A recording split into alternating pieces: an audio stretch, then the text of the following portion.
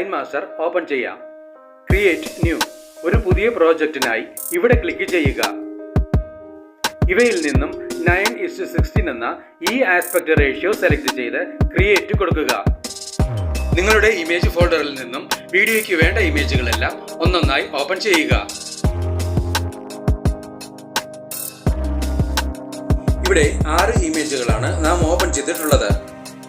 ഈ വീഡിയോയിൽ ഉപയോഗിച്ചിട്ടുള്ള ട്രാൻസിഷൻ എഫക്റ്റിന് വേണ്ടി ഈ അസറ്റ് സ്റ്റോർ ബട്ടണിൽ ക്ലിക്ക് ചെയ്യുക. ട്രാൻസിഷൻ എഫക്റ്റിൻ്റെതായ ഈ ബട്ടണിൽ ക്ലിക്ക് ചെയ്യുക. ഈ സെർച്ച് ബട്ടണിൽ ക്ലിക്ക് ചെയ്ത് ഫ്ലിപ്പ് ട്രാൻസിഷൻ എന്ന് ടൈപ്പ് ചെയ്യുക. ഫ്ലിപ്പ് ട്രാൻസിഷൻ ഇവിടെ ക്ലിക്ക് ചെയ്യുക. ഡൗൺലോഡ് കൊടുക്കുക. ഇപ്പോൾ ഈ എഫക്റ്റ് നിങ്ങളുടെ കൈൻമാസ്റ്ററിലേക്ക് ഇൻസ്റ്റാൾ ചെയ്യപ്പെട്ടിട്ടുണ്ട്. അസറ്റ് സ്റ്റോർ ക്ലോസ് ചെയ്യാം. ആദ്യത്തെ ട്രാൻസിഷൻ പോയിന്റിൽ ക്ലിക്ക് ചെയ്യുക. ഫ്ലിപ്പ് ട്രാൻസിഷൻ സെലക്ട് ചെയ്യുക. ഇവിടെ നമുക്ക് 8 എഫക്റ്റുകൾ ലഭ്യമാണ്. ഇവിടെ നമുക്ക് ഒന്നാമത്തെ ഈ എഫക്റ്റ് തന്നെ സെലക്ട് ചെയ്ത് നൽകാം. എല്ലാ ട്രാൻസിഷൻ പോയിന്റുകളുടെയും സ്പീഡ് 1.5 തന്നെ ആയിരിക്കുന്നതാണ് നല്ലത്. ബാക്കിയുള്ള എല്ലാ ട്രാൻസിഷൻ പോയിന്റുകളും ഒന്നൊന്നായി ക്ലിക്ക് ചെയ്ത് ഫ്ലിപ്പ് ട്രാൻസിഷനിൽ നിന്നും നിങ്ങൾക്കിഷ്ടമുള്ള ഏതൊരു എഫക്റ്റ് വേണമെങ്കിലും സെലക്ട് ചെയ്ത് നൽകാവുന്നതാണ്.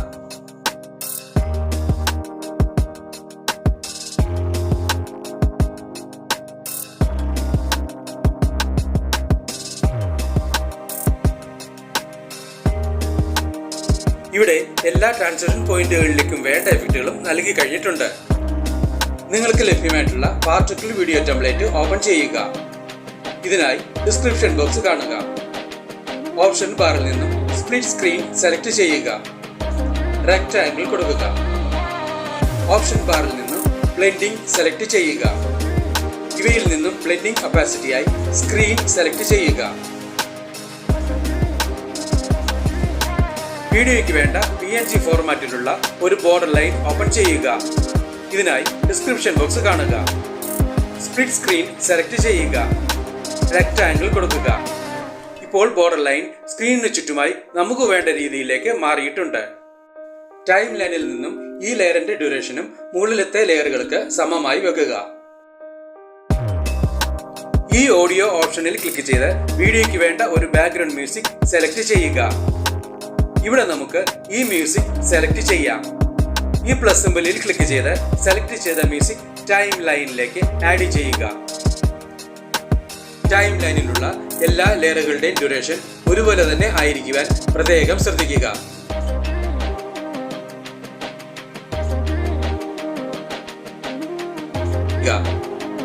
ടൈം ലൈനിന് മുന്നിലെത്തി വീഡിയോ പ്ലേ ചെയ്ത് നോക്കി ആവശ്യമെങ്കിൽ വേണ്ട മാറ്റങ്ങൾ വരുത്തുക. ഈ വീഡിയോ നിങ്ങൾക്ക് ഇഷ്ടപ്പെട്ടുവെങ്കിൽ ലൈക്ക് ചെയ്യുക, ഷെയർ ചെയ്യുക, കമന്റ് ചെയ്യുക. ഒപ്പം കൂടുതൽ വീഡിയോകൾക്കായി സബ്സ്ക്രൈബ് ചെയ്യുവാനും മറക്കരുതേ എന്ന് പ്രത്യേകം ഓർമ്മിപ്പിക്കുന്നു.